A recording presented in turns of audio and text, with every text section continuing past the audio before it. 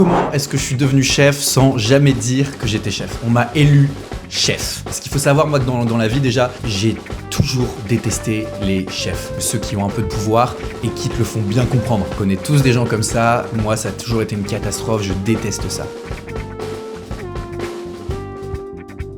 Quand on m'a proposé de devenir directeur des ventes, moi j'ai eu du mal du coup à me dire je vais devenir directeur, en gros je vais devenir chef. Il y a des gens qui étaient là depuis très longtemps dans la boîte et j'avais du mal avec ça. Sauf que je l'ai accepté à une condition. J'ai dit à mon patron, voilà, tu n'en parles à personne, tu me laisses gérer et s'il faut que je fasse une annonce, je ferai une annonce plus tard. Et je sais qu'il y avait déjà un petit peu de jalousie sur le fait que j'étais top performer et que je signais beaucoup sans trop travailler. Et donc là, je me suis vraiment dit, maintenant, comment j'arrive à faire pour réussir en fait à ce qu'ils aient confiance en moi et que naturellement, ils me disent, mais j'ai envie que ça soit toi qui devienne notre chef, j'ai envie que ça soit toi qui nous forme, j'ai envie que ça soit toi qui devienne le manager de l'équipe, etc. Je me suis dit, ok, je vais aller voir chaque personne de l'équipe que j'avais jamais fait avant. On se parlait, mais il n'y avait pas non plus une entente extraordinaire, c'était un peu chacun dans son monde. Et je leur ai dit, par exemple, on va prendre Mathieu, j'allais voir Mathieu et je lui disais, est-ce que tu as des dossiers un peu compliqués? Est-ce que tu as des signatures qui pour toi sont infaisables? Et donc en fait, ce Mathieu, il a commencé à me dire, bah ouais, tiens, regarde, j'ai celui-là, vas-y, essaye, mais ça sert à rien, ils sont hyper compliqués, etc. Et en fait, j'ai commencé à signer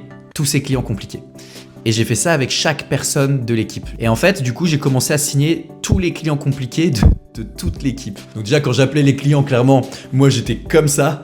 Putain, bon, faut que je le signe. Pas que je passe voilà, pour un mec qui fait genre ouais, regarde, tu vas voir, je vais les signer, etc. Et au final, derrière, il arrive même pas à les signer. Donc je préparais hyper bien la signature. Je lui demandais tous les détails, qu'il m'explique tout, etc. Moi, je préparais dans mon coin. Je préparais un peu dans ma tête comment faire. Là, moi, j'appelais des gens avec qui je n'avais jamais eu aucun lien. J'ai réussi, donc j'étais comme ça avant chaque appel, et quand le mec signait, bam, les personnes du coup aujourd'hui qui sont dans mon équipe que je forme, ils étaient what? Du coup, naturellement, chaque personne a commencé à venir me voir et a commencé à me demander des conseils. Quand je les vois appliquer mes conseils, je me dis mais c'est incroyable et je vois que ça fonctionne, que ça marche. Je me dis mais qu'est-ce qui se passe Thibaut, t'as un pouvoir ou quoi? Première fois de ma vie que des personnes arrivent à appliquer ce que je leur dis et je vois que ça fonctionne directement. Là ils commencent tous à m'appeler la machine, El Machina, et donc bah moi ça me flatte, ça me fait plaisir. J'avais même plus l'impression d'aller au bureau, j'avais même plus l'impression de travailler.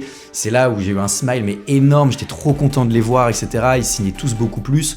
Donc ça me faisait énormément plaisir, même parfois pour la petite anecdote, il y en a qui, quand j'arrivais au bureau, ils m'applaudissaient, ils faisaient voilà la machine, voilà la machine. Je pense sincèrement que les gens ils suivent beaucoup plus facilement quelqu'un qui les aide que quelqu'un qui donne des ordres. Naturellement, je suis devenu le chef juste parce que je les ai aidés et parce qu'ils se sont dit ok il est fort, vas-y je vais lui demander des conseils, etc. Je n'ai jamais dit à aucun moment je suis directeur, c'est de eux-mêmes, ils sont venus vers moi et ils m'ont demandé tous ces conseils et de eux-mêmes ils m'ont élu chef. Moi jamais dans ma vie j'aurais cru un jour former des gens qui sortent d'écoles de commerce, qui font des métiers depuis beaucoup plus longtemps que moi. Déjà, j'avais beaucoup de doutes, beaucoup de questions. Est-ce que je vais y arriver? Est-ce que je vais pas y arriver? Etc.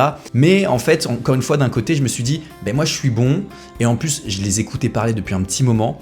Et je savais exactement quand je les écoutais parler ce qui allait pas. Chaque personne, j'étais boire un café avec eux et je lui disais, bah tu vois, moi j'aime bien ta manière de faire, je pense que toi t'es comme ça dans la vie, je le remarque, tu vois, là parfois je trouve que du coup il manque ça. Pourquoi tu n'utilises pas cette manière d'être quand tu l'es par exemple avec moi ou avec d'autres personnes? Et ben je pense que tu peux l'utiliser avec tes clients. Et en fait du coup déjà en allant voir chaque personne, ça a enlevé une pression commerciale énorme. J'ai réussi à ramener une ambiance, mais vraiment une véritable ambiance, une cohésion d'équipe. Quasiment tout le monde me disait le lundi matin, ah je suis content de venir bosser. Tout le monde me disait le vendredi soir, j'ai hâte d'être lundi parce que je dois appeler tel client pour le signer, etc. Avec tout ce que tu m'as dit, j'ai hâte. Donc c'est quelque chose dont je suis plutôt fier.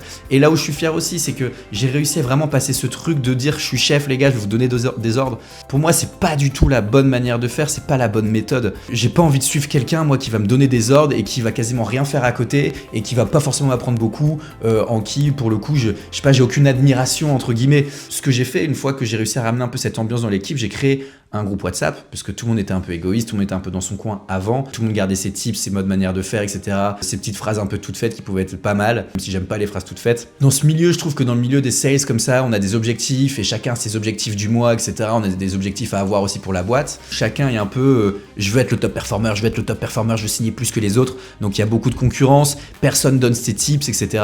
Je me suis dit ok, maintenant je vais créer un groupe WhatsApp et on va créer une vraie cohésion. C'est-à-dire que sur ce groupe WhatsApp, on va se donner tous les meilleurs tips. En mode, là j'ai signé un client, les gars je suis parti dans cet angle-là, ça a marché, je vous conseille de faire ça. Là les gars, moi j'ai eu ça, etc. J'ai eu ça avec un client, tel problème, je vous conseille de dire ça, si jamais la personne vous dit ça, c'est hyper intéressant. Et en fait du coup ça a créé une vraie team, une vraie cohésion, et c'est pour ça que le chiffre d'affaires aussi de la boîte il a explosé. Plus personne ne pensait vraiment à ses objectifs du mois, mais on pensait plus aux objectifs de la team.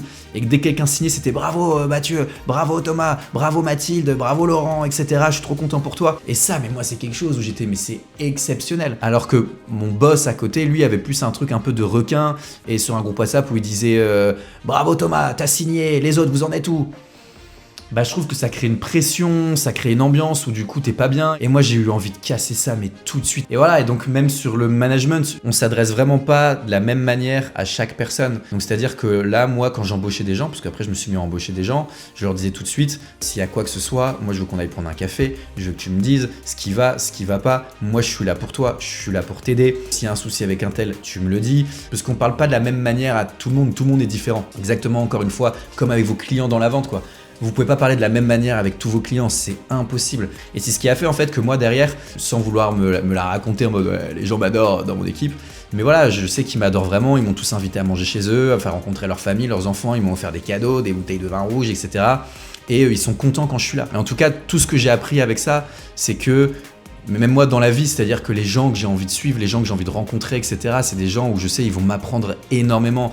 Et c'est pas des gens qui vont me donner des ordres, quoi.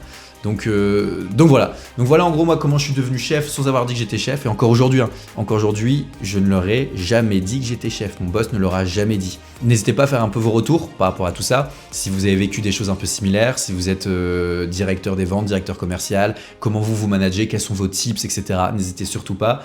Et je vous souhaite une très bonne journée. Je vais être de plus en plus bronzé chaque jour parce que je prends le soleil ici. Donc chaque jour un peu plus bronzé. En tout cas, je vous fais des bisous.